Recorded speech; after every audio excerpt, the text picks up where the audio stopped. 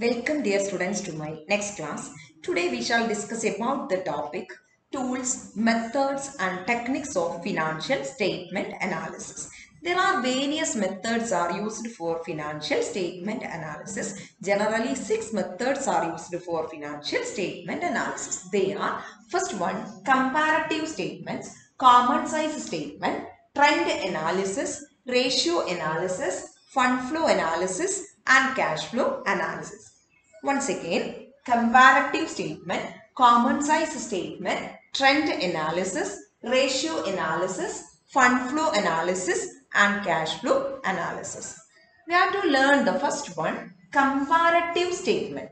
Comparative statement also known as inter-period analysis. Comparative statements also known as inter-period analysis. In comparative statement, the financial statement of 2 or more years are given. Comparative സ്റ്റേറ്റ്മെന്റ്സിൽ രണ്ടോ അതിലധികമോ വർഷങ്ങളിലെ data നമുക്ക് തന്നിട്ടുണ്ടാവും as well as amount in percentage. അതിന്റെ എമൗണ്ടും തന്നിട്ടുണ്ടാവും, പെർസെൻറ്റേജും തന്നിട്ടുണ്ടാവും. രണ്ടോ അതിലധികമോ വർഷങ്ങളിലെ ഡാറ്റ നമുക്ക് തന്നിട്ടുണ്ടാവും. അത് എമൗണ്ടിലും പെർസെൻറ്റേജിലും തന്നിട്ടുണ്ടാവും. ഇതിന് പറയുന്ന മറ്റൊരു പേരാണ് Inter period analysis. The comparative statements are again divided into two. They are comparative balance sheet and comparative income statement. Comparative statements are the financial statement for 2 or more years. This is also known as inter-period analysis. Comparative statements are prepared for both comparative balance sheet and comparative income statement. The first one, comparative balance sheet.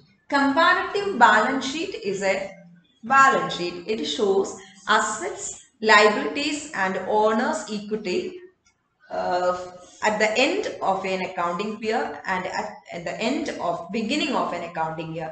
ബിഗിനിങ്ങിലെ ഫിഗറും നമുക്ക് തന്നിട്ടുണ്ടാവും, at the എൻഡിലെ ഫിഗറും നമുക്ക് തന്നിട്ടുണ്ടാവും. Assets, liabilities, owners equities are also involved in the comparative balance sheet.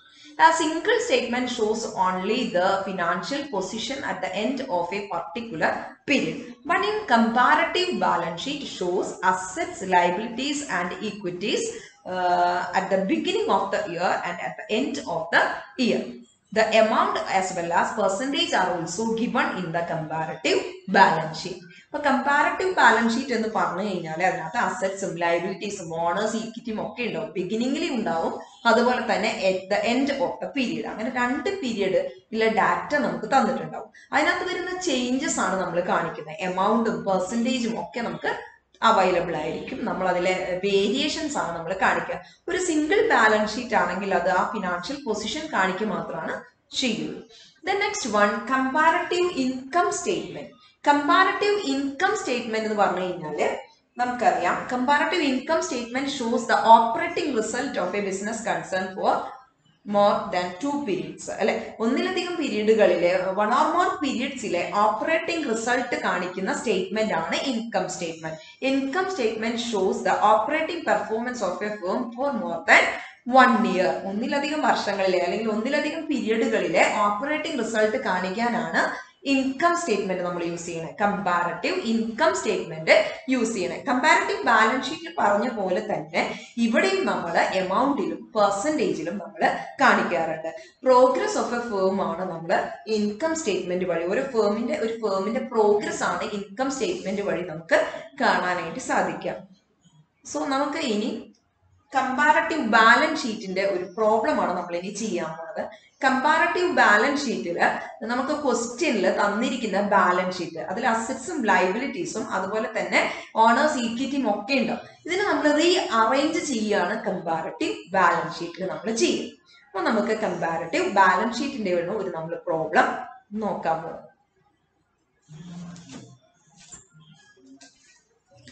You are given the balance sheet of a company for 2 years.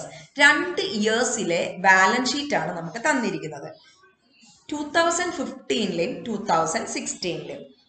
Capital side and liabilities 10% preference share capital തന്നിട്ടുണ്ട്, equity share capital തന്നിട്ടുണ്ട്, reserves തന്നിട്ടുണ്ട്, debentures തന്നിട്ടുണ്ട്, sundry creditors തന്നിട്ടുണ്ട്, outstanding expenses തന്നിട്ടുണ്ട്, tax payable തന്നിട്ടുണ്ട്, bank overdraft തന്നിട്ടുണ്ട്. Liability സൈഡിൽ. Asset സൈഡിൽ premises, plant, furniture, stock, debtors, cash, ഇത്രയും ഐറ്റങ്ങൾ അസറ്റ് സൈഡിൽ തന്നിട്ടുണ്ട്. നമ്മൾ ഇവിടെ ചെയ്യേണ്ടത് ഇതിനെ ഒന്ന് റീ അറേഞ്ച് ചെയ്ത് എഴുതുകയാണ് നമ്മൾ ചെയ്യുക. നമ്മൾ ഈ ബാലൻസ് ഷീറ്റിനെ നമ്മൾ റീ അറേഞ്ച് ചെയ്യുമ്പോൾ നമ്മൾ സ്റ്റേറ്റ്മെന്റ് ഓഫ് ക്യാപിറ്റൽ എംപ്ലോയിഡ് എന്നാണ് നമ്മൾ എഴുതുക. ഇവിടെ നമ്മൾ കമ്പാരറ്റീവ് ബാലൻസ് ഷീറ്റ് എന്ന് എഴുതും. നമുക്ക് ജസ്റ്റ് ഒന്ന് നോക്കാം.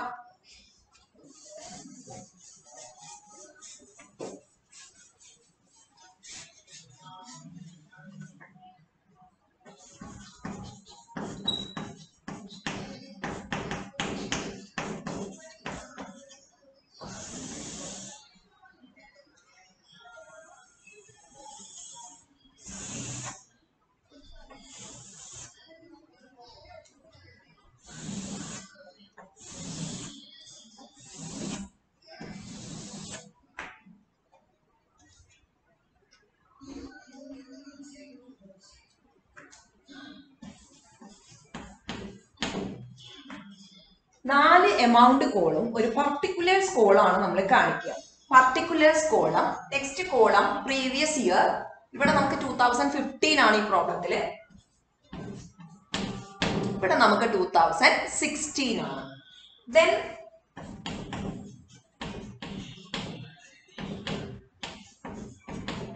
amount of increase. Then the next column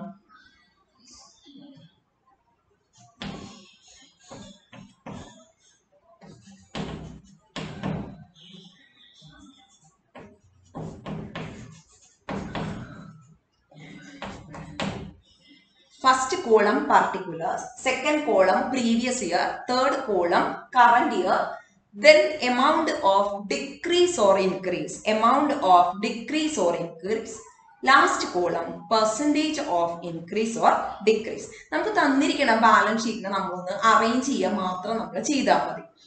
then ഇവിടെ നമുക്ക് തന്നിരിക്കുന്നതിൽ ആദ്യം നമ്മൾ എഴുതുക ഫിക്സഡ് അസറ്റ്സ് ആണ്. സോ ഫിക്സഡ് അസറ്റ്സ്,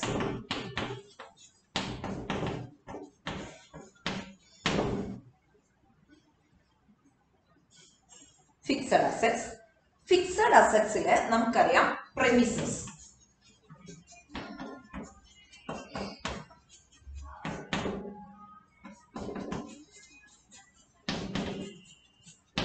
ഫിക്സഡ് അസറ്റ്സിൽ വരുന്നത് പ്രെമിസസ്, പ്ലാന്റ്, ഫർണിച്ചർ. നമുക്ക് 2015ലെയും 2016ലെയും എമൗണ്ടുകൾ തന്നിട്ടുണ്ട്.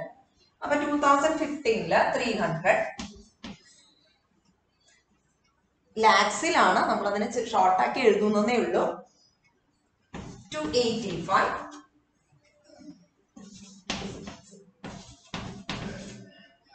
Plant 200, 250, furniture 75, 60. അപ്പൊ നമ്മൾ കമ്പയർ ചെയ്യാൻ പോകുന്നത് കമ്പാരറ്റീവ് ബാലൻസ് ഷീറ്റ് അല്ലേ. അപ്പൊ പ്രീവിയസ് ഇയറിലുള്ള പ്രമിസസ് 300 ഉണ്ടായിരുന്നു, അത് കറന്റ് ഇയറിലെ 285 എന്ന് പറഞ്ഞാൽ decrease in the value of premises. അപ്പൊ നമ്മൾ മൈനസ് ഇട്ട് കൊടുക്കാം. മൈനസ്